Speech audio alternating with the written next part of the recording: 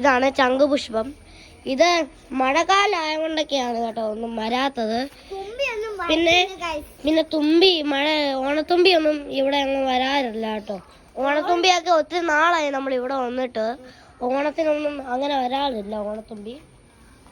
പിന്നെ ഇവിടെ ഒത്തിരി ചെടികളൊക്കെ ഉണ്ട് കേട്ടോ. ഇവിടെ ആണെങ്കിൽ ഒത്തിരി ചെടികളൊക്കെ ഉണ്ട്. പിന്നെ ഈ ചെടി എനിക്ക് തോന്നിയിട്ട് എനിക്ക് ഈ ചെടി ഏതാണെന്ന് അറിയത്തില്ല.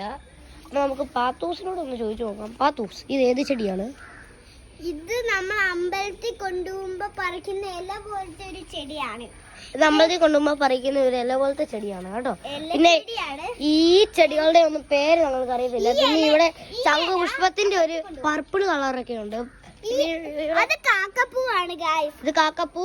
പിന്നെ ഇത് കാക്കപ്പൂവാണ്.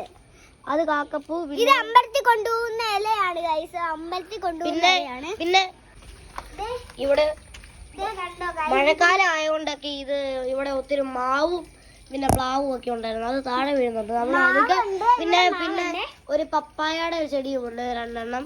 അതുകൊണ്ട് നമ്മൾ ഒത്തിരി നേരം അപ്പൊ നമ്മൾ ഒത്തിരി നേരം ഇവിടെ നിൽക്കുന്നില്ല. ഇവിടെ പാമ്പൊക്കെ ഉണ്ട്. അതുകൊണ്ട് നമ്മൾ തിരിച്ച് ഫ്രണ്ടിലേക്ക് തന്നെ പോവാണ്. നമ്മൾ അങ്ങനെ കാണിക്കുന്നില്ല കേട്ടോ. എന്താ നമുക്ക് ഇടയ്ക്കൊക്കെ ഇരിക്കുന്നതെന്ന് അറിയത്തില്ല കേട്ടോ. നമ്മളങ്ങനെ ഒത്തിരി അടുത്തേക്ക് പോകുന്നില്ല. അപ്പൊ നമുക്ക് ഇനിയും ഇവിടുത്തെ കുറച്ച് ചെടി കാണിക്കാം. ഇവിടെ റോസ് ഉണ്ട്. പക്ഷെ ആ റോസ് എപ്പോഴും കായൊന്നും വരത്തില്ല കേട്ടോ.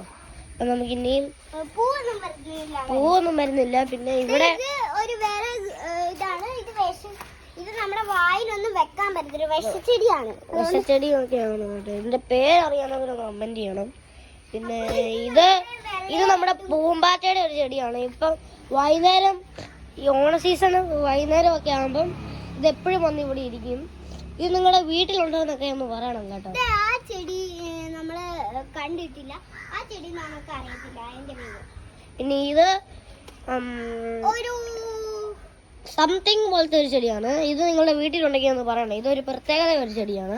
പിന്നെ ഇത് നമ്മുടെ ചെമ്പരത്തി ആണോന്ന് അറിയത്തില്ല. ഇത് ഒരു വെള്ളയും പിന്നെ ഒരു റെഡും കൂടി ഉള്ള ഒരു ചെടിയാണ്. ഇത് രാത്രി ആകുമ്പോ റെഡും ആവും, രാവിലെ ആകുമ്പോ വൈറ്റും ആവും. അങ്ങനെയാണ് കേട്ടോ.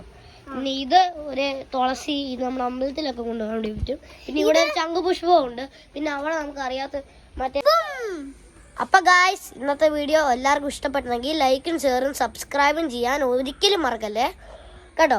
അപ്പൊ ഇത്രയൊക്കെ പൂവേ നമ്മുടെ വീട്ടിലുള്ളൂ. അതുകൊണ്ടാണ് നമ്മൾ ഇച്ചിരി കാണിച്ചത്. ഇതൊരു ഷോർട്ട് വീഡിയോ ആയിട്ട് എടുക്കാം. പിന്നെ ഒരു